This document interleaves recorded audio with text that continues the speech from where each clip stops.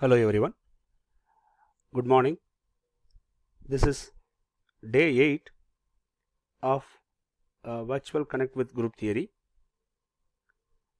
In the last lecture, we looked at application of group theory in predicting whether molecule is chiral or not, then in predicting dipole moment of the molecule, then we started with the application of group theory in vibrational spectroscopy. I gave some introductory idea about vibrational spectroscopy, and we also discussed the selection rule, quantum mechanical selection rule.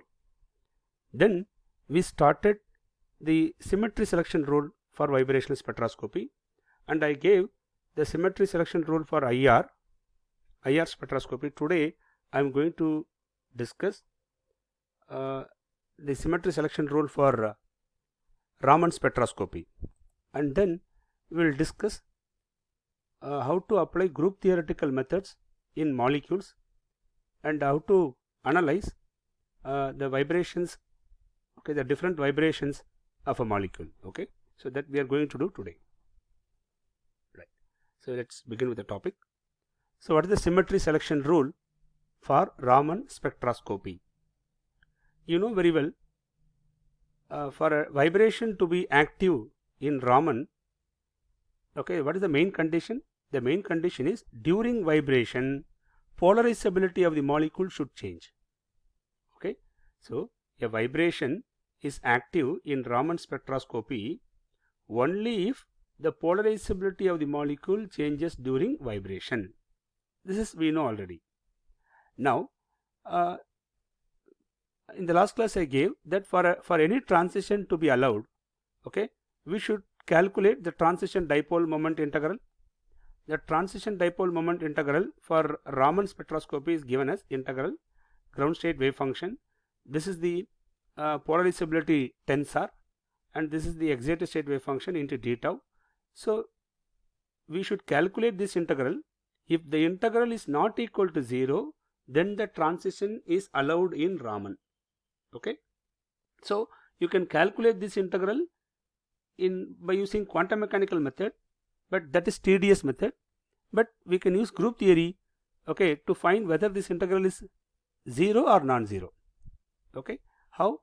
So for this you have to find out symmetry species corresponds to ground state wave function, excited state wave function, then the symmetry species corresponds to the polarizability tensor. You know very well this polarizability tensor has 6 components.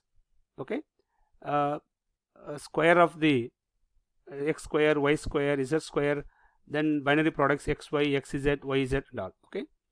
So we have 6 components here. Therefore the transition moment integral can be divided into 6 integrals like this. You can divide this integral into 6 integrals.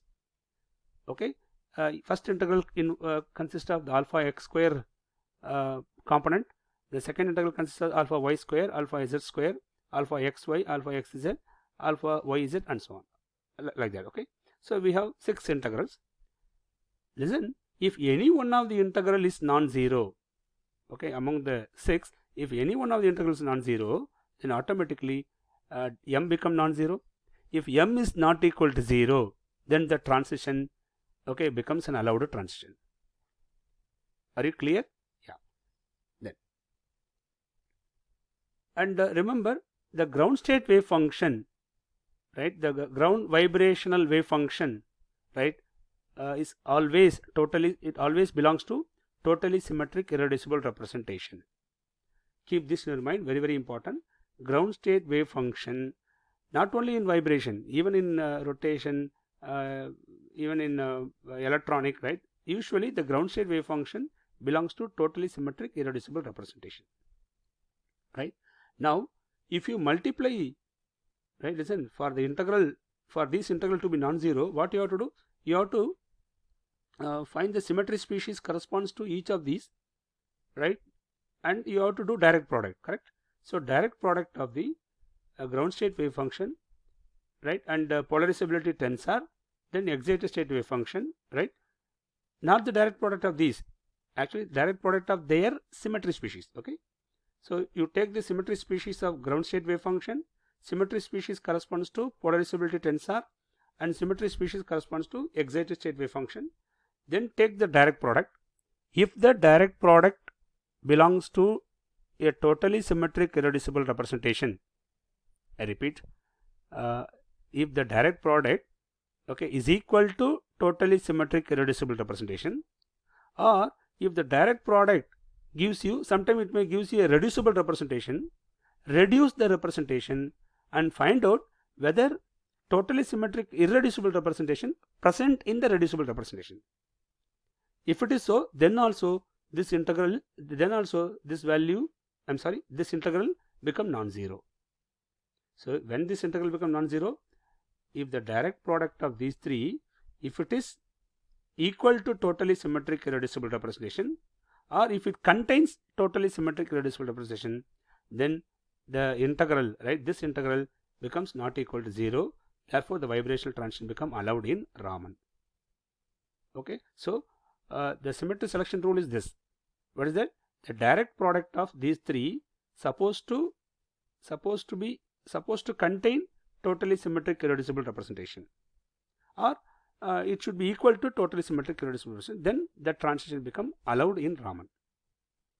Are you clear? So this is the symmetry selection rule for Raman spectroscopy. Okay, yeah. Then, so I have given symmetry selection rules for IR spectroscopy as well as Raman spectroscopy. Now we will discuss some examples, but before going to see example, listen, this normal mode analysis, what is normal mode? Last class I gave, right? What is normal mode? See, they are independent vibrations. Okay, linearly independent vibrations. Okay, so now we are going to do normal mode analysis in some molecules. Okay, but in group theory there are two methods available. Actually, for normal mode analysis we have two methods. What is it? One is Cartesian coordinate method, the other one is internal coordinate method. Okay, first we'll start Cartesian coordinate method. What is Cartesian coordinate method? Very simple. In a given molecule, you fix x, y, z coordinates on each atom. Okay, you fix x, y, z coordinate on each atom, then carry out the operations. Okay, find out which are all the coordinates remains as such, or which are all the coordinate changes position. Okay, observe this and construct transformation matrices. Okay, this we have done already in the I think in lecture 6, I think so. I'll show you.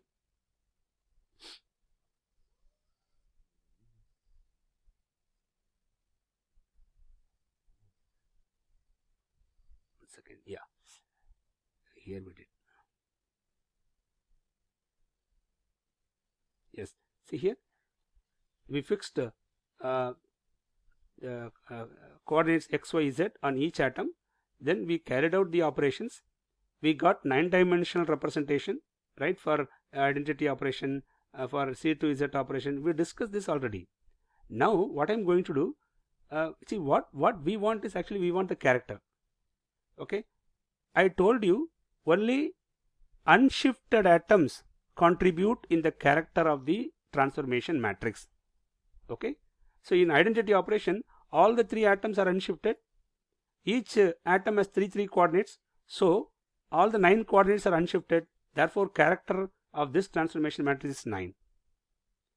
Okay, but we can find this in another way. You need not do this lengthy, you need not construct 9-dimensional representation and all. We have a trick to find this character directly. Okay, what's the trick?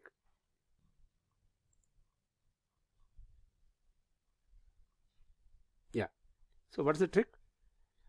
Listen, since only unshifted atoms contribute in the character of transformation matrices, we can use the following trick to find the reducible representation. Okay, characters of the reducible representation. How?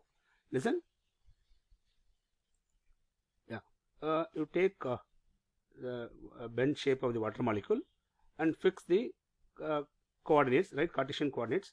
So this is the principal axis. Principal axis should be taken as z axis, right? Then this is the y axis and this one is the x axis.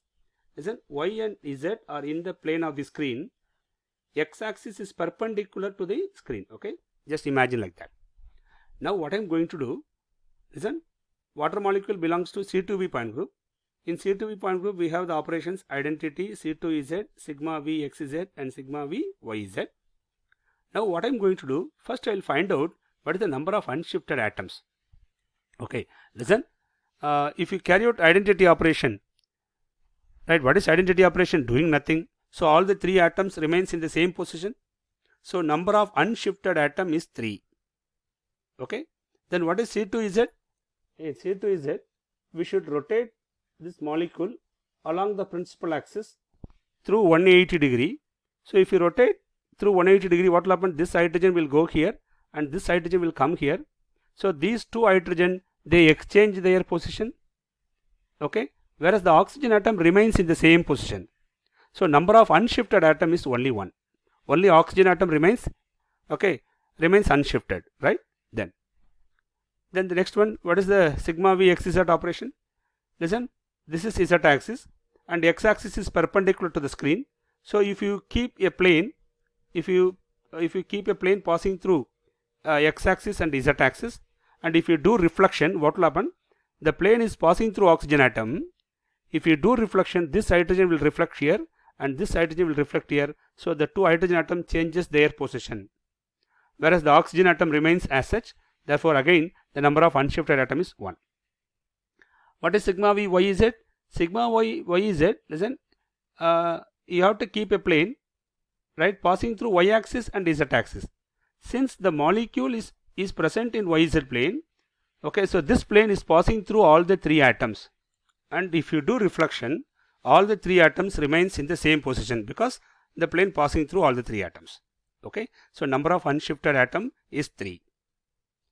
Okay, then what is the character per unshifted atom? Yeah, for identity operation, character per unshifted atom is 3. For C2Z, for any Cn operation, okay, character is 2 cos theta plus 1. 2 cos theta plus 1 I have given already. Okay, anyway I'll show you. See, these are all the characters per unshifted atom, right? For identity it is 3. For any sigma it is 1. For inversion operation minus 3. For Cn operation it is 2 cos theta plus 1. Okay, or 1 plus 2 cos theta, whatever it is. For Sn operation it is minus 1 plus 2 cos theta. Now what is the angle we have rotated? Since it is C2Z operation, angle is 180 degree. Okay, C2 means put 2 here. So 360 by 2 is 180. Cos 180 is minus 1. Minus 1 into 2 is minus 2. Minus 2 plus 1 will give you minus 1. So character per unshifted atom for C2Z operation is minus 1. Character per unshifted atom for any reflection plane is 1.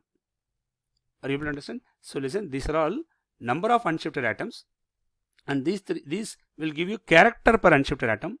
Now you multiply these values. Okay, 3 into 3 9, 1 into minus 1 minus 1. This is 1 into 1 1, 3 into 1 3, and we will get a new set of characters. Okay, and you know very well, if you take the square of these characters, if you take square and if you add, what you will get? 9 square is 81.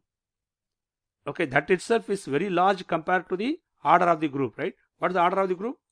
C2V point group order is 4, right? So if you take the sum squares of this and if you take sum, that value definitely will be greater than 4.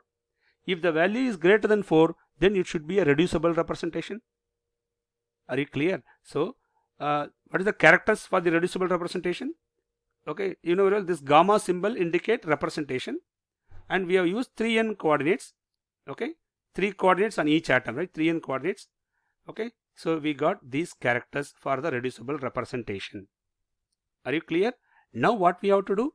We have to reduce this representation and we have to find out how many irreducible representation components, right? Each component present in this reducible representation. Okay, yeah. And in this reducible representation, since we have used 3n coordinates, I have told you already, if you use 3n coordinates to construct a transformation matrix, and if you find character, listen, whenever you use 3n coordinates, you will get the characters for total degrees of freedom. So this representation, reducible representation, okay, actually consists of all the degrees of freedom: translation, rotation, as well as vibration. Okay, keep that in your mind. Then now if you reduce this representation, you will get irreducible representations, right? Yeah, how to reduce? You know very well, the formula for reduction is A equal to 1 by h sigma nr into chi ir into chi rr. What is nr? nr is the number of operation in each class. What is chi ir? Character of the irreducible representation. Chi rr is the character of the reducible representation. So character table is available here. Now listen, using character table you have to reduce, right? Now first we will find out how many A1 representation present in the reducible representation. So how many A1 representation present in the reducible representation? Okay, 1 by, what is the value of h? H is nothing but order of the group. Since we have 4 operations, symmetry operation, order of the group is 4. So 1 by 4 into number of operations. In the first class we have only one operation, identity operation. Only one identity operation. So 1 into what is the character of the A1 under E? Okay, 1. And what is the character of the reducible representation for E? For E, the reducible representation character is 9. Okay, so 1 into 1 into 9 plus, then the second character operation, second class is C2Z, and how many operation is there? We have only 1. And what is the character of A1? Character of A1 is 1. Therefore 1 into 1 into what is the character in the reducible? Minus 1. Similarly, you have to do for the other class, sigma Vxz 1 1. Okay, and here 1. Then 1 1 1 1, and here we have 3. So you multiply all these values, then add the values. Okay, if you add, you will get the answer as 12. 12 by 4 is 3. So there are three A1 irreducible representation present in the reducible representation. Okay, in a similar manner, okay, you find out how many A2 present, how many B1 present, how many B2 present. Okay, and here I have given the values. So the final answer is, the reducible representation is actually made up of 3 A1 irreducible representation, 1 A2 irreducible representation, 2 B1 irreducible representations, and 3 B2 irreducible representations. Okay, listen here, if you want to check whether your answer is correct or not, okay, how to do that? Very simple. Listen, so here see, what is A? A means one dimension. So 3 into 1, A is one dimension. Then plus this is again A, one dimension, plus 2 into B, also one dimension, right? Plus 3 into B, again B is one dimension. So 3 into 1. Now what is the total? What is the total? See, 3 plus 2 5, 6, 6 plus 3 9. So you will get the answer as 9. Now see the character of the identity operation. See the character of the identity operation character is 9. Okay, listen, if you get 9, right, then the answer is correct. Yes, we got 9 here. So this reduction is correct, and we got these irreducible representations. I repeat, since we have utilized 3n coordinates, okay, these irreducible representations, all these irreducible representations are not corresponds to vibration. Okay, some of them corresponds to vibration, some of them corresponds to rotation, some of them corresponds to translation. Okay, but what we want is only vibration. So for that we have to remove the translational and rotational symmetry species from this. Okay, how to do this? Yeah, see, listen, you know very well, in the character table, right, x, the coordinate x, y, right, x, y and z, okay, they transform, or they represent transformational coordinates. Okay, they corresponds to transformation coordinates. Rx, ry, rz, they corresponds to rotational coordinates. Okay, so now what I'm going to do for x, right, what is the symmetry species? B1. For y, what is the symmetry species? B2. For z, what is the symmetry species? A1. So A1, B1, B2, these three corresponds to translation. Then Rx belongs to B2, Ry belongs to B1, Rz belongs to A2. So A2, B1, B2 corresponds to rotational vectors, right? So now listen, so for translation we have B1, B2, A1. For rotation we have B2, B1, A2. Now you take the total of this, okay, you just add these two. So translation plus rotation will get some answer. You subtract this answer from the 3n representation, because this 3n consists of all. If you subtract translation and rotation, you will get vibration. So to find the representation for vibrational mode alone, what you have to do, from the total values, subtract translation and rotation. Okay, so you will get the answer as, listen, so for gamma 3n, what is the value of gamma 3n? Gamma 3n is 3a1 plus a2 plus 2b1 plus 3b2. Okay, I have given here. Then you have to subtract the total of this. Okay, it consists of 1a1, 1a2, 2b1 and 2b2, right? So 1a1 minus a1 minus a2 minus 2b1 minus 2b2. Actually you add these two first, then you subtract. If you subtract, what will see? 3a1 minus 1a1, so 2a1. 1a2 plus a2, 8 minus a2 cancels. 2b1 plus 2b1 minus 2b1 cancels. And 3b2 minus 2b2 will give you 1b2. So this is these are the symmetry species corresponds to vibration.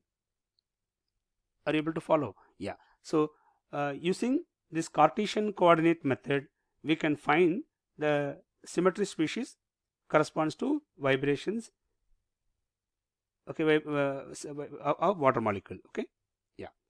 But if you see this method, this method is somewhat lengthy and time consuming, right? And here we are calculating, right, the translation, rotation. These are some unnecessary data, right? So this method is somewhat lengthy method. Okay, we can get the same answer, right, using the second method called internal coordinate method. In internal coordinate method, what you have to do, listen, first, see, I'm going to find out the coordinates for stretching vibration. See here, this is one more disadvantage. In this method, you will get 2a1 and 1b2, but this never tells you, right, which vibrations, right, whether stretching vibration is present or not. Okay, if stretching is present, okay, whether it is symmetric stretch or anti-symmetric stretch, right, we won't get those informations here. Okay, so but those informations can be obtained in internal coordinate method. Okay, how to do this? See, so first I will find out the symmetry species corresponds to stretching vibration. For stretching vibration, what basis we should take? We should take displacement coordinates as basis.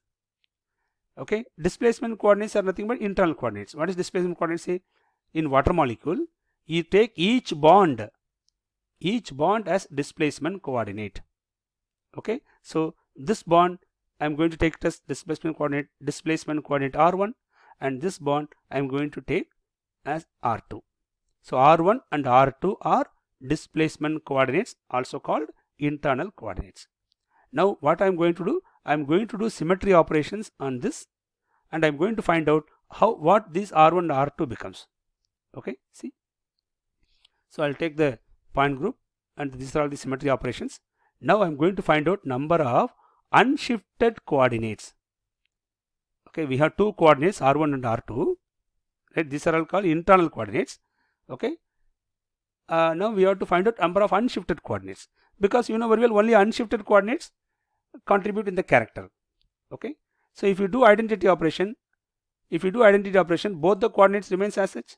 So number of unshifted coordinate is 2. If you do C2Z, what will happen? If you do C2Z, okay, what will happen? R1 will go here, R2 will come here. So R1, R2 exchange their position. So number of unshifted coordinate is 0. Then what about sigma v y z?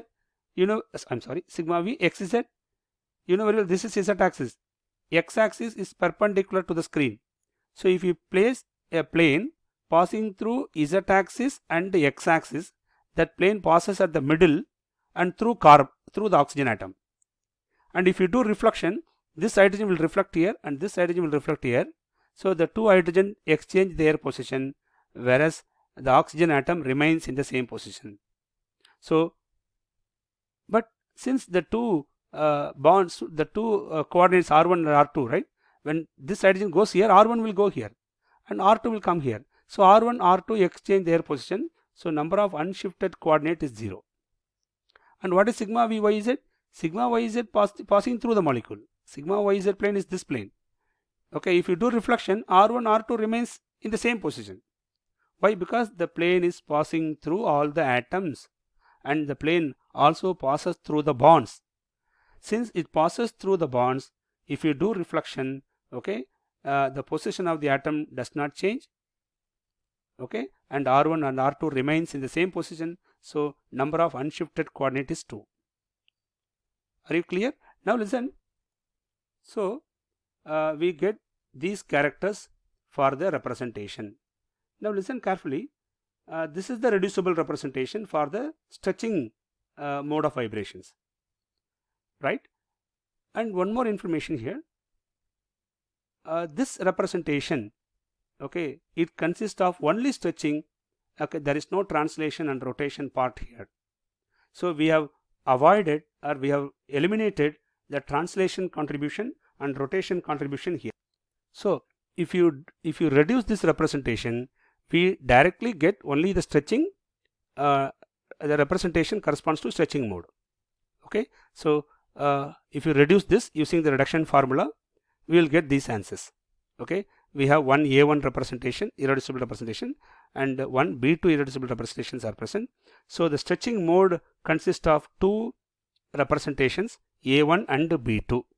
So one A1 corresponds to stretching mode, one B2 corresponds to stretching mode. Now how many bending modes are there? Yes, that you can calculate. What is the representation for bending mode? Bending mode, yes, here we can use this idea. What's the idea? The idea is, listen, we calculated the representation for vibration using Cartesian coordinate method. Okay, what's the value? The value is 2a1 plus b2. Using Cartesian coordinate method, we have calculated the representation for vibration, which is 2a1 plus b2. Okay, now if you subtract this stretching mode, right, the representation for stretching mode from this, okay, representation for stretching mode. If you subtract the representation for stretching mode from representation for total, see here this is total. Total means it consists of stretching as well as bending. If you subtract this from this, you will get the answer as, see, this is 2a1 plus b2 and this is 1a1 plus b2. So if you subtract, the answer you will get as a1. So a1 corresponds to the bending mode. Are you able to understand this? So the internal coordinate method has this advantage. What? You can find out, okay, which are all the symmetry species corresponds to stretching vibration and which are all the symmetry species corresponds to bending vibration. Okay, this is not possible, right? Actually using this method also we can find, but it is again we have to use some intuitive method to find out that. It is time consuming again, but this internal coordinate method will give you directly the symmetry species corresponds to stretching mode of vibration and symmetry species corresponds to bending mode of vibration directly. We can find this representation for bending mode, okay, using another internal coordinate. See, if you want to calculate bending vibration separately, what you have to do? Take the bond angle as an internal coordinate. Okay, so in water molecule we have only one bond angle, right? So take that bond angle as internal coordinate. Now you carry out the same symmetry operations and carry out the same procedure here. Okay, and if you find out the result is the bending vibration belongs to A1. Okay, so the representation for bending mode is A1. Now, what we have to do here is that when you do identity operation, right, this angle remains as such, theta remains in the same position. So 1, C2Z, if you do C2Z rotation, this bond will go here, this bond will come here, but again the theta remains in the same position.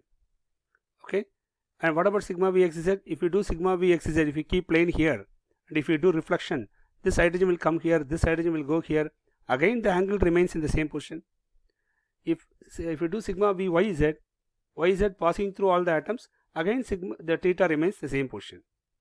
So the theta is not shifting. Therefore, the characters of these symmetry operations are 1, 1, 1, 1, 1. And since it is a one-dimensional representation, we know very well one-dimensional representations are irreducible. So we need not do any reduction here.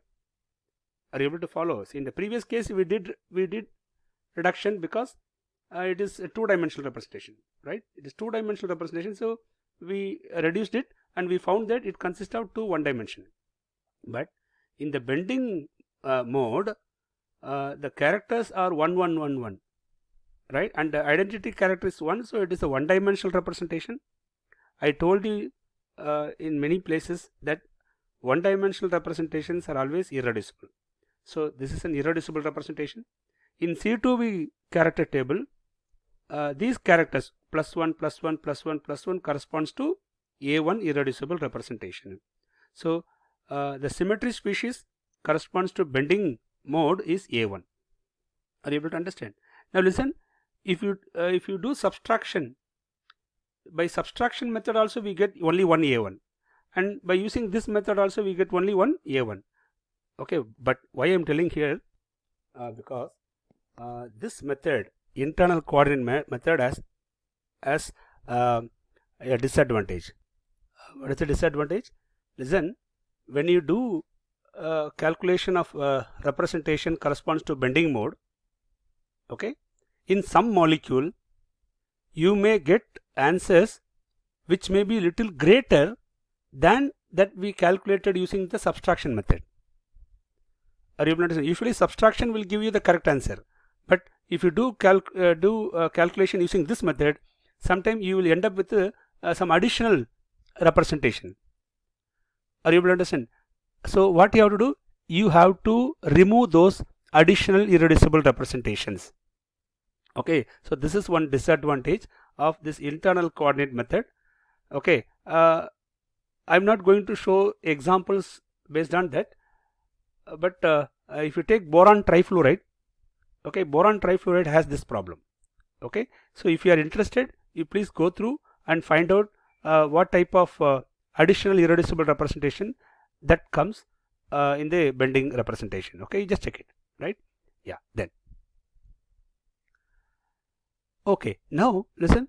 So now up to this, what we have found is that A1, B2, 1A1 and 1B2, these species, symmetry species, corresponds to stretching vibration, and A1, 1A1 corresponds to bending vibration in water molecule, correct? See, water molecule has 3 vibration, 2 stretching, 1 bending, and we found that A1 and B2, 1A1 and 1B2, these two corresponds to stretching vibration, and 1A1 corresponds to bending vibration. Okay, now a question arises to our mind: what type of motions that occur, motion of atoms that occur during these vibrations? See, very specifically, whether these vibrations are symmetric stretching or asymmetric stretching, okay, those informations are not available here. Are you able to understand? This calculation will give you which are all the symmetry species belongs to stretching vibration, which are all the symmetry species belong to bending vibration, that's all. Okay, now we have to do some method to identify, okay, how the atoms moves, right, during the stretching vibration corresponds to A1 representation, and during the stretching vibration corresponds to B2 representation. Similarly, during the bending vibration corresponds to A1 representation. So how the atoms moves when these vibrations occurs. This can be obtained using the projection operator method.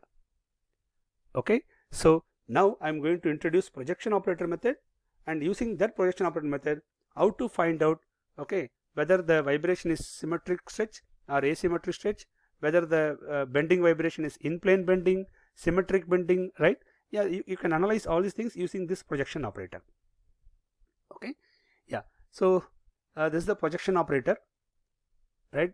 PI indicate projection operator for the ith irreducible representation, which is given as dimension of the ith irreducible representation Li by H into summation over all operation. Okay, we have to do this multiplication. So take the characters of the operations corresponds to the irreducible representation I.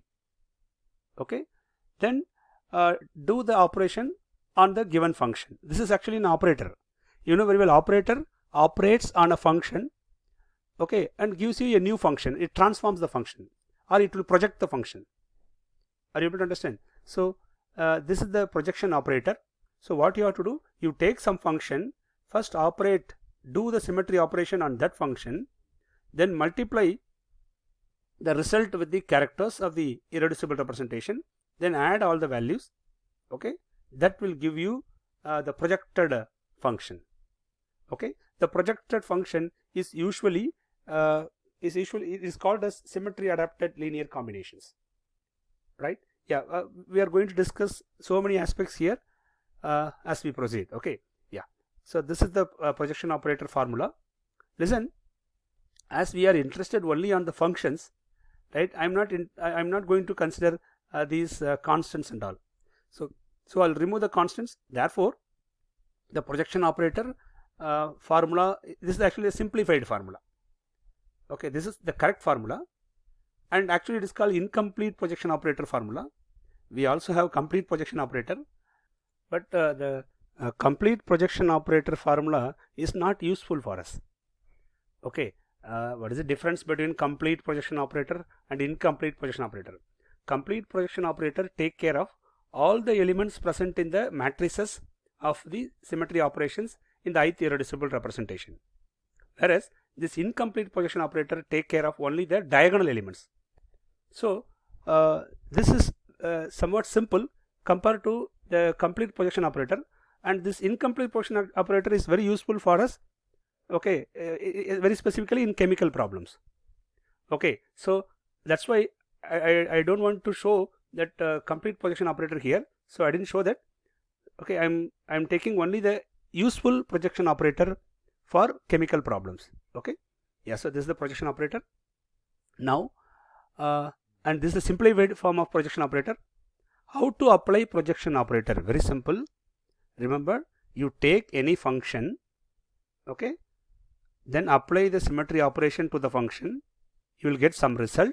Multiply that result with the characters of the ith irreducible representation. After that, add all the values. Okay, you will get a new function, right? So the projection operator, right, will generate. Okay, when projection operator operates on a function, it will generate new functions. Those new functions, right, are called symmetry adapted linear combinations. Okay, so we are going to find out symmetry adapted linear combinations, right, and using that we are going to find out how the motion of atoms occurs during vibration. Are you clear? Yeah, so PI cap indicates projection operator, and this is character of the operation in the ith irreducible representation, and this is the symmetry operation, and sigma r is sum over all operation. So projection operator method will give you a new set of functions called symmetry adapted linear combinations. This can be used to identify motion of atoms in vibration, and it also used to form the molecular orbitals. Okay, yeah. Now how to apply this projection operator in the case of water molecule? So we found that the representation for vibration of water molecule is 2a1 plus b2. Okay, and in that, you know, the stretching mode consists of a1 1a1 plus 1b2, and the bending mode consists of 1a1. So total is 2a1 plus b2. Okay, Now I am going to apply projection operator. For this I am going to take the internal coordinate. Right. So the internal coordinates are r1 and r2. I am going to take this internal coordinate as my function. Okay. Now we will apply projection operator for the irreducible representation a1, because we have two irreducible representations. Okay. So first I will take a1. We will apply the projection operator for the irreducible representation a1 to the function r1. Okay. So that means you take this operator and apply the operator to the function r1. Okay. Now listen, how to do this. See, in C2V point group, these are all the symmetry operations we have. Now I am taking the function r1. Okay. Now what we have to do first, you carry out the operation on the function first. You carry out the operation on the function. So what is identity operation? Doing nothing. So if you don't do anything, r1 remains in the same position. So r1 remains as such. Then C2Z operation. C2Z means rotation along the principal axis by 180 degree. If you do 180 degree rotation, r1 will come here. r1 becomes r2. Correct? r1 becomes r2. Then carry out sigma Vxz. Sigma Vxz means you have to keep a plane at the middle passing through oxygen atom. So if you do reflection, this r1 will reflect here. So r1 becomes r2 again. Then what about sigma Vyz? Sigma Vyz means you should insert a plane through all the atoms. Okay, since this plane passing through all the atoms as well as the bonds, if you do reflection, r1 remains in the same position. r1 remains as r1. Are you able to understand? So now we have applied the operations on the function and we got these results. What is the next step? After this, you multiply this result with the characters of a1. So for a1 irreducible representation, what are all the characters? From the character table, you take these values 1, 1, 1, 1. Now you have to multiply these two. Yes, multiply. 1 into r1 is r1, 1 into r2 is r2, 1 into r2 is r2, 1 into r1 is r1. Right? We have multiplied everything. Then take the summation. Summation means you have to add all the values. So if you add all the values, you will get r1 plus r1, 2r1 and 2r2. So listen, the initial function r1 is projected into a new function 2r1 plus 2r2. You can take 2 as common here. Okay, so remove that. If you remove, you will get 2 into r1 plus r2. 2 is a constant, right? We are not interested on constants, so remove that.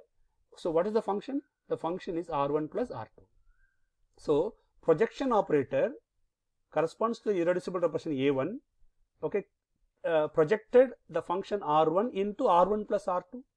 So this r1 plus r2, right, corresponds to the irreducible representation a1. So the a1 irreducible representation, right, has this function r1 plus r2 as basis. Are you able to understand? Yeah. Now listen, if you take r1 r2 as basis, it will give you the stretching mode, nature of the stretching mode. Are you able to understand? Now listen, both are positive, right? r1 is positive, r2 also positive. It means if r1 increases, r2 also will increase. So see how the bond will move, how the vibration occurs. During vibration, okay, both r1 and r2 will increase simultaneously, or both r1 and r2 decrease simultaneously, because both are having same sign, positive, positive. Are you clear? So this corresponds to, listen, both the hydrogen move simultaneously. Okay, so both the hydrogen elongate simultaneously and compress simultaneously. So elongation and compression occurs, right, together. That means this corresponds to a symmetric stretching vibration. So this a1 irreducible representation corresponds to a symmetric stretching vibration. Are you clear? Then similarly, you have to find out the B2 representation. Okay, yeah, listen. Now I will apply the projection operator corresponds to B2 irreducible representation on the function r1. See, you can take r1 or r2, it's up to you. Okay, but here I have carried out the operator on r1. Similarly, you take the C2V point group and the symmetry operations. So the function is r1, and now you carry out the operation. If you carry out the operation, identity operation keeps the r1 as such. C2Z, r1 will become r2. Sigma Vz, r1 become r2. Sigma Vyz, r1 remains as r1. Then take the irreducible representation B2. These are the characters of irreducible representation B2. Then multiply these, you will get this So these are the characters of B2 irreducible representation, and if you multiply, you will get R1 minus R2 minus R2 and R1. Okay, then add all the values. So R1 plus R1 2R1 minus R2 minus R2 minus 2R2. Okay, so the function R1, okay, is projected as 2R1 minus 2R2 by the projection operator corresponds to the irreducible representation B2. Okay, take the common term 2. If you remove the common term 2, you will get 2 into R1 minus R2. I told you already that constant, we are not interested on the constants, so remove the constant 2, so the function becomes like R1 minus R2. Are you able to understand? So the projection operator, okay, projected the function R1 into R1 minus R2. So this is the SALC, symmetry adapted linear combination. Okay, so this function corresponds to the irreducible representation B2. Are you able to understand? Now see the function carefully. R1 is positive and R2 is negative. It means when R1 increases, R2 will decrease. So when this bond elongates, suppose if this bond is R1, if this bond elongates, this bond will compress. Similarly, if this bond elongates, this bond will compress. What type of motion is this? Yeah, this motion, okay, is an asymmetric stretching motion, right? So the vibration corresponds to B2 irreducible representation, right, is an asymmetric stretching vibration. So this projection operator clearly tells you that A1, the vibration corresponds to A1 is symmetric stretch, and the vibration corresponds to B2 is asymmetric stretching vibration, right? Then similarly, we can do for we can apply the projection operator for theta also, but since it is only one theta present in the molecule, okay, even if you apply the projection operator technique, the theta remains as theta. Okay, so projection operator, right, projected theta as theta again. Are you able to understand? So since we have only one theta, right, the theta may increase or decrease. If theta increases, the two bonds starts to move away. If the theta decreases, the two bonds comes closer. What type of motion is this? Yeah, this is a symmetric bending motion. Are you able to understand? So in water molecule, right, we have 2A1 and 1B2. In this 2A1, 1A1 corresponds to symmetric stretch, another A1 corresponds to symmetric bending, and the B2 corresponds to asymmetric stretch. Okay, the B2 corresponds to asymmetric stretch. So this is actually the complete analysis of vibrational modes or normal modes of water molecule. Okay, are you able to follow this? Yeah. See, listen, if you do the same thing with the two or more examples, then only you will get some clarity in this subject. Okay, yeah. Then now the last part of this, IR and Raman active vibrations of water molecule. See, I took only one molecule here, water molecule, and I applied the Cartesian coordinate method, internal coordinate method, okay, and I showed you what are all the symmetry species corresponds to symmetric stretch, asymmetric stretch, and the bending modes. Okay, then now what I am going to do, in these vibrations we have symmetric stretch, asymmetric stretch, and bending, symmetric bending. Whether these modes of vibrations are active in IR, okay, or not. Similarly, whether these vibrations are active in Raman or not. Okay, how to check it? Yeah, listen, I have given the symmetry selection rule already. You know very well, for any transition, the transition dipole moment integral, okay, that is in the case of IR, the transition dipole moment integral is ground state wave function into dipole moment operator into the excited state wave function into d tau. This integral, okay, is called the transition dipole moment integral for IR. Now, for any transition to be allowed in IR, this integral has to be not equal to 0. Okay, and last class I told you this dipole has three components, x, y, and z. So so you can divide this integral into 3 parts. Okay, one containing x, another containing y, the other one containing z. Listen, you have to calculate the value of these integrals. Okay, if all the integrals are 0, then m becomes 0. If m is 0, the transition is forbidden, not allowed. If any one of this integral is non-zero, then m become non-zero, then the transition becomes allowed. Are you clear? Okay, now to find out whether these integrals are 0 or not, what to do? Okay, whether these integrals, right, 0 or not, how to check? Very easy. You find out the symmetry species corresponds to these 3, symmetry species corresponds to these 3, symmetry species corresponds to these 3, and take the direct product. Okay, yeah. Now listen, I'll do it for water molecule. So for water molecule, the gamma vibration is 2a1 plus b2. Now first I'll take the a1 vibration and I'll check whether a1 vibration is IR active or not. Now I'm going to give you the original procedure, then I'll give you the trick. Okay, yeah. First I'll take a1 vibration. Listen, here I'm going to analyze only the fundamental vibration, fundamental transition, I'm sorry. What is fundamental transition? Transition from V equal to 0 level to V equal to 1 level. This is called fundamental transition, right? Now, what is the ground state wave function? Ground state wave function for the irreducible representation A1. Listen, if you want to find ground state wave function, it's very simple.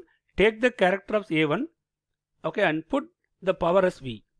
Now V is 0. So characters of A1 are 1, 1, 1, 1. And what is the power?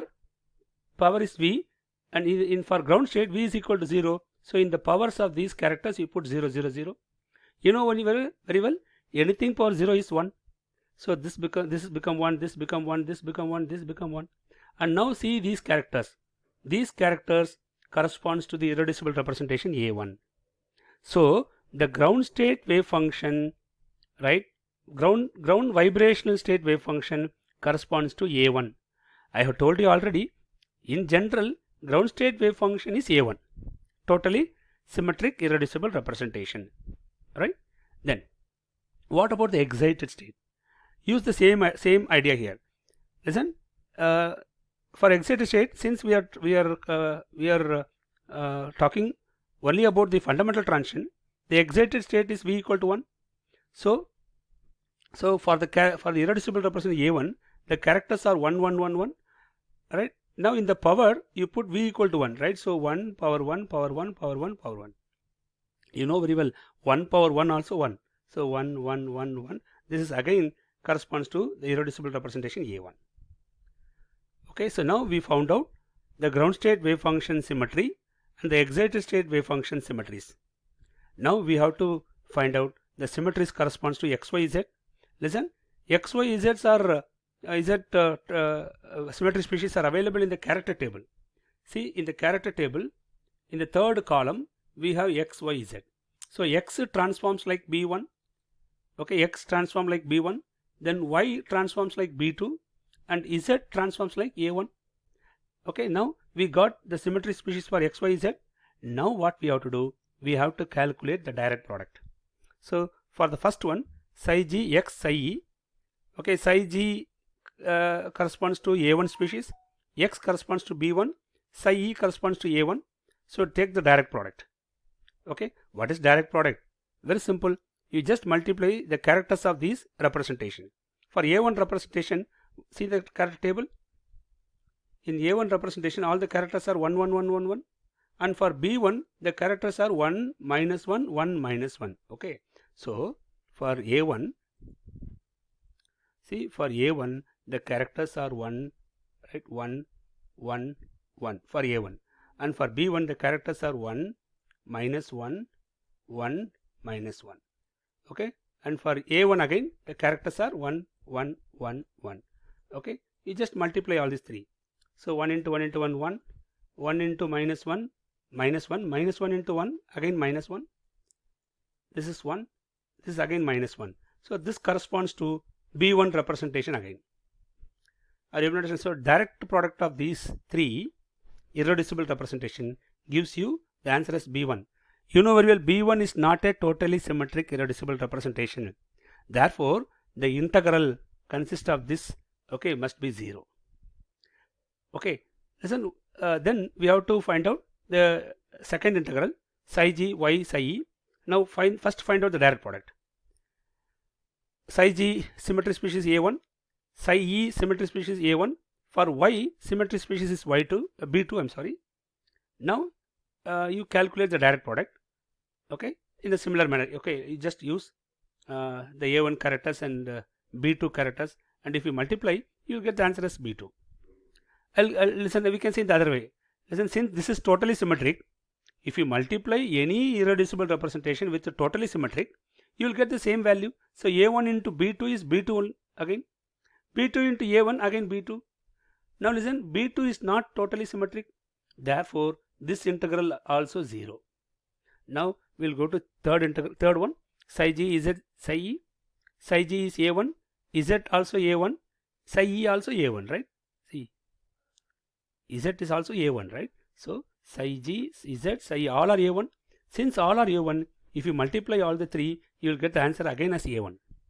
And you know very well, A1 is totally symmetric irreducible representation. What is totally symmetric irreducible representation?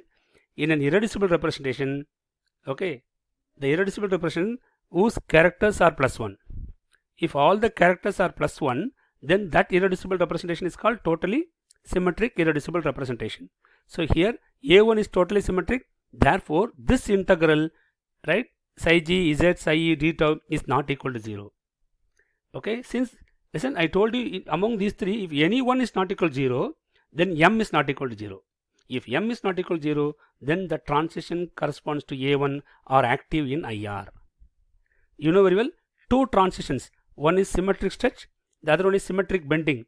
These two transitions, okay, corresponds to A1, therefore both these transitions are active in IR. Okay, then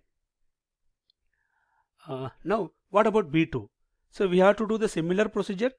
Ground state wave function is A1, psi excited state wave function is B2, right? Then calculate psi g x psi e.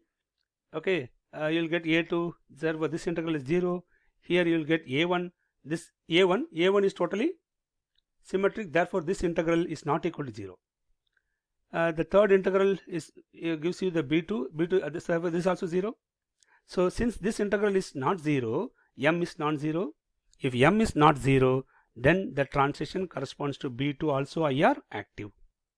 Now you may think that to find out whether vibration is IR active or not, do we have to do this lengthy procedure? No, it is not necessary.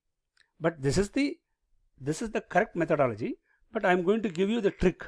So using the trick also you can find. What's the trick? See, very simple. Listen. So the gamma vibration for water molecule, gamma vibration consists of two A1 and B2, right? So the irreducible representations are A1 and B2. What you have to do, listen, to find whether vibration is IR active or not. Listen, first you take the A1 vibration. Along A1 vibration, you see the third column. If third column consists of X, or Y or Z, or both, if any one of these functions present, then that vibration is IR active. So along A1, in the third column we have Z. Therefore, the vibrations corresponds to A1 or IR active. Simple. Similarly, what about B2? Along B2, we have the function Y. Right? Therefore, B2 vibration also IR active. Are you able to understand? This is actually a shortcut. Right? But this is the original method. The original method is this. But we can use the shortcut also. Are you able to understand? Now we'll check whether these vibrations are active in Raman or not. For Raman active vibration, we have to calculate the transition moment integral, which is given as psi g alpha ij psi e d tau. And I told you in the beginning of this lecture, I told you this alpha has 6 components: x square, y square, z square, alpha xy, alpha yz, alpha xz, and all, right? Now we have to check whether these two vibrations are the vibrations corresponds to A1 and B2 are active in Raman or not. How to do that? Again, go to the character table. See, in the character table, see, along A1, right, along along A1 you see the fourth column. In fourth column we have x square, y square, z square. It is nothing but alpha x square, alpha y square, alpha z square. So since these binary coordinates transforms like A1, so A1 vibration or vibrations corresponds to A1 are Raman active. Okay. Similarly, see the B2, along B2 in the fourth column we have YZ. Alpha YZ transforms like B2. Therefore, this vibration or vibration corresponds to B2 are also active. So, using this trick we can directly say that A1 vibrations are Raman active and B2 vibrations also Raman active. Therefore, we expect 3 bands in IR and 3 bands in Raman spectroscopy. Are you able to understand? What are 3 bands? One for symmetric stretch, one for asymmetric stretch, the other one for symmetric bending. All the 3 vibrations are active in IR as well as in Raman. Okay. Then in Raman spectroscopy, this is a very important thing we should know, that is polarized Raman lines.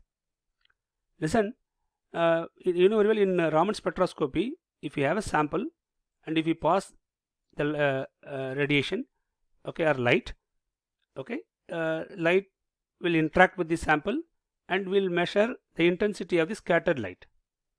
Okay, the scattered beam has 2 type of components. One is parallel component, the other one is perpendicular component. Parallel means, listen, the plane is parallel to the incident light. Perpendicular means the plane perpendicular to the incident light. Okay, so the scattered radiation has 2 components.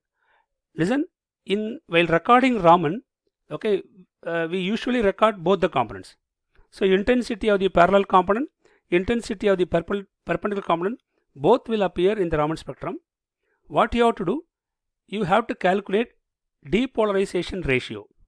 What is depolarization ratio? Intensity of the perpendicular component, okay, divided by intensity of the parallel component. You just divide these two, okay, and you just find the ratio of this. If the ratio, if it is less than 0.75, then that band is called polarized Raman band.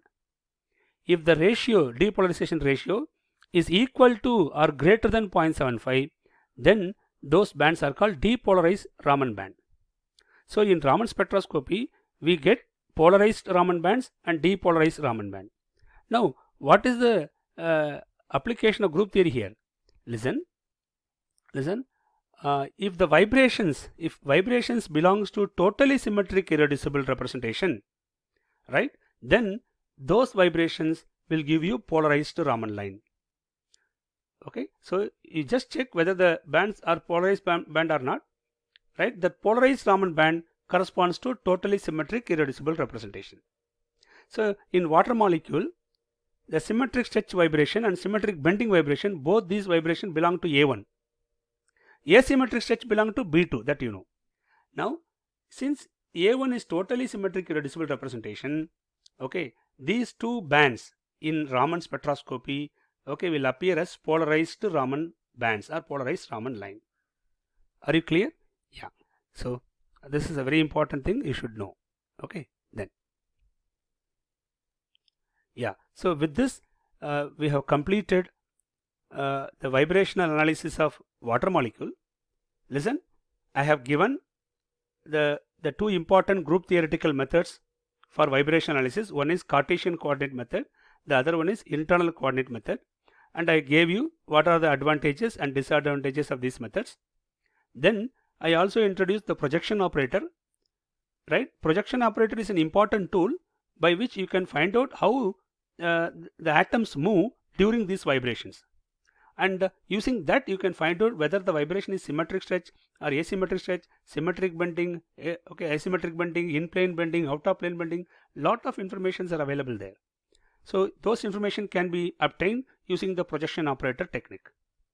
Okay, then we discussed how to identify whether a vibration is IR active or not, Raman active or not. Are you able to understand? Then finally we discussed polarized Raman lines, right, for water molecule. So this is the complete vibration analysis of water molecule. Okay, now I am going to take second example, that is trans dinitrogen difluoride. Trans dinitrogen difluoride, this is the structure of trans dinitrogen difluoride. Here, listen, all the 4 atoms are present in the plane of the screen. It's a planar molecule. All the 4 atoms are present in the plane of the screen. The point group of this molecule is C2H, and in C2H point group we have these symmetry operations E, C2, I, sigma H. So it has 4 classes and 4 operations. It has 4 classes, 1, 2, 3, 4, and how many operations? 4 operations. So number of operations is equal to order. So order of this group is 4. Now, since it is a non-linear molecule, we can calculate number of normal modes. So number of normal modes 3n minus x 6, and we have 4 atoms here. So n is 4, 4 into 3 12, 12 minus 6 is 6. So this molecule has 6 normal modes of vibrations. Okay, how many stretching? Yes, we can use this formula to find the stretching. Okay, so we have 4 atoms, 4 minus 1 3, so 3 stretching vibrations are there. Okay, total vibration is 6. In this total, 3 vibrations are stretching vibrations and remaining 3 are bending vibrations. Okay, now I am going to do vibration analysis on this molecule. Okay, I am going to apply Cartesian coordinate method. I am not going to use internal coordinate method here because we know very well how to proceed with the internal coordinate. So I am not going to use here. I am going to apply Cartesian coordinate method only. Now, first what you have to do, find out number of unshifted atoms. Okay, if you do identity operation means doing nothing. So all the 4 atoms remains in the same position. So unshifted atom is, number of unshifted atom is 4. And if you do C2 operation, C2 means, listen, at the center point, you fix an axis perpendicular to the screen and rotate by 180 degree. If you rotate by 180 degree, what will happen? This fluorine will go here, that fluorine will come here, this nitrogen will go here, and this nitrogen will come here. So all the 4 atoms get shifted. So number of unshifted atom is 0.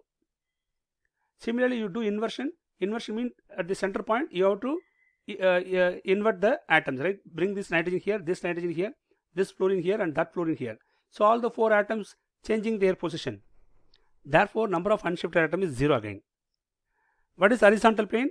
Here the plane passing through all the atoms is the horizontal plane. Are you able to understand?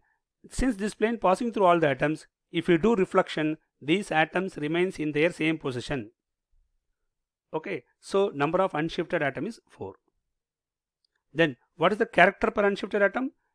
Okay, for identity character is 3, for C2 character is -1, for inversion -3, for sigma H +1. Okay, then multiply this, 4 into 3 12, this is 0, this is 0, 4 into 1 4. So you will get a reducible representation, okay, for this molecule. Okay, since we have utilized 3n coordinate, okay, these characters consist of translation, rotation as well as vibrational modes. Okay, so what's the next step? Next step, we have to reduce this reducible representation into irreducible representations using the reduction formula. Since I have taught this reduction method already, so I am not going to give you the method. I'm not going to give you the complete procedure. I am going to give you only the final answer. So this is the final answer. Okay, so if you reduce this reducible representation, you will get this as the answer. Now how to check whether this answer is correct or not? What to do? A is 1 dimension, so 1 into 4 is 4. B also 1 dimension, 1 into 2 is 2. Again A 1 dimension, 1 into 2 is 2. B here B is 1 dimension, 1 into 4 is 4. Now add all the values, 4 plus 2 is 6, 8, 8 plus 4 12. Okay, now see the identity character is 12. Therefore, okay, the reduction is perfectly correct. Okay, now what we are going to do, we have to find out gamma vibration, right? Because this gamma 3n consists of translation, rotation, vibration. We want only vibration. So gamma vibration is equal to gamma 3n minus translation plus rotation. We have to subtract. How to find translation, rotation? Very easy. X and Y corresponds to translation. So X, Y, Z, right? Listen, for X we have BU, for Y also we have BU, for Z we have AU. So BU plus BU plus AU, right? Then for rotation, RX, RY corresponds to BG, RZ corresponds to AG. So 2 BG plus 1 AG. So what is total of translation and rotation? Listen, 1 AG, 2 BG, 1 AU, 2 BU. Correct, that's the total. Now subtract that total from 3n. So listen, it consists of 2 BU, 1 AU, 2 BG, 1 AG. If you subtract from the total, you will get this answer. Okay, now how to check whether this answer is correct or not? So this corresponds to gamma vibration. So gamma vibration has 3 AG, 1 AU, 2 BU. Right, now to check whether it is correct or not, what to do? Listen, A is one dimension, so 3 into 1. A is again one dimension, this is also one dimension, this is also one dimension, 1 into 2 is 2. So 3 plus 1 plus 2 you will get 6. Yes, we know very well this molecule has 6 vibrational degrees of freedom. Yes, our answer is correct. Now what's the next step? Listen, now I am not going to check whether these vibrations are symmetric stretch, anti-symmetric stretch and all. I am going to analyze only whether these vibrations are IR active or Raman active. IR active or not, similarly Raman active or not. Now, how to check IR active vibration? Very simple. I have told you the trick. Use the trick now. Listen, along AG, you see the third column. In third column, see there is no X or Y or Z. Don't see R Z. Check X, presence of X, Y, Z here. There is no X, no Y, no Z. That means the vibration corresponds to AG is inactive in IR. Okay, so AG is inactive. Then what about AU? Along AU, if you see in the third column we have Z. So since we have Z, the vibration corresponds to AU is active in IR. Okay, then see BU. Along BU we have X as well as Y. Therefore this vibration also active. So in IR, listen, AG is inactive. I'll write here. Along AG there is no X or Y or Z coordinate, right? Along AU we have Z. Along BU we have along AU we have Z, and along BU we have X and Y. Therefore AU is active, BU is active, AG is not active. Now listen carefully. See, if you observe this, listen, we can say generally that Gerard vibrations, if any vibration has Gerard symmetry, then that vibration is inactive in IR. If vibrations have Ungerard symmetry, right, then those vibrations are active in IR. So among the 6 vibrations, the AG vibrations are inactive, only AU vibrations are active. Okay, so we have 1 AU and 2 BU, therefore 3 vibrations are active in IR. You will get 3 bands, okay, in IR. Are you clear? Then we expect 3 bands. Then Raman active vibrations. Listen, along AG, if you see, so these are the vibrations. Along AG, listen, along AG, if you see the character table, in the 4th column we have X square, Y square, Z square as well as XY. So definitely AG is, the vibration corresponding to AG is active. What about AU? Along AU, see the 4th column is empty. Right, therefore AG, the vibration corresponds to AU is inactive in Raman. Similarly, see BU, along BU, the 4th column is again empty. So vibration corresponds to BU also inactive in Raman spectroscopy. So in Raman, listen, along AG we have these coordinates. Along AU, BU we have no coordinates are there. Therefore AG vibration corresponds to AG is active. Vibration corresponds to AE and BU are inactive. Okay, or we can say in the other way. Listen, in Raman, vibrations corresponds to Gerard symmetries are active, Ungerard symmetries are inactive. Are you clear?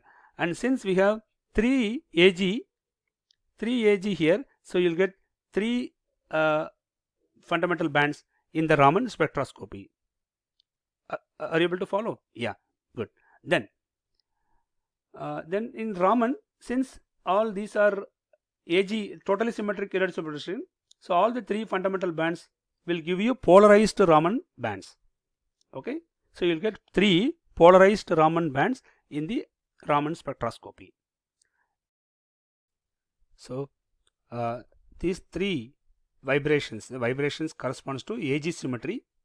Since AG is totally symmetric irreducible representation, okay, you will get we expect three fundamental bands, and all the three fundamental bands will appear as a Raman polarized bands. Okay, then here we have to see one more thing, that mutual exclusion principle. Listen, what is mutual exclusion principle? According to this principle, the vibrations which are active in IR are Raman inactive. Similarly, the vibrations which are active in Raman are IR inactive. Are you able to follow? This is called mutual exclusion principle. See here in this case, listen, in Raman AG is active, right? Geroid vibration is active, ungeroid vibrations are inactive. Whereas in IR, see, ungeroid vibrations are active, geroid vibration is inactive. So according to this mutual exclusion principle, listen, the vibrations which are active in IR are Raman inactive. Similarly, the vibrations which are active in Raman are IR inactive. So now listen, vibrations corresponds to symmetry species with geroid. Okay, these symmetry species, are these vibrations are active in Raman and inactive in IR. Similarly, vibrations corresponds to symmetry species with ungeroid. These vibrations are active in IR and inactive in Raman. Okay, so if you have geroid symmetry, the vibration is Raman active. If you have ungeroid symmetry, the vibration is IR active. Okay, yeah. So with this, we have completed today's lecture. Thank you.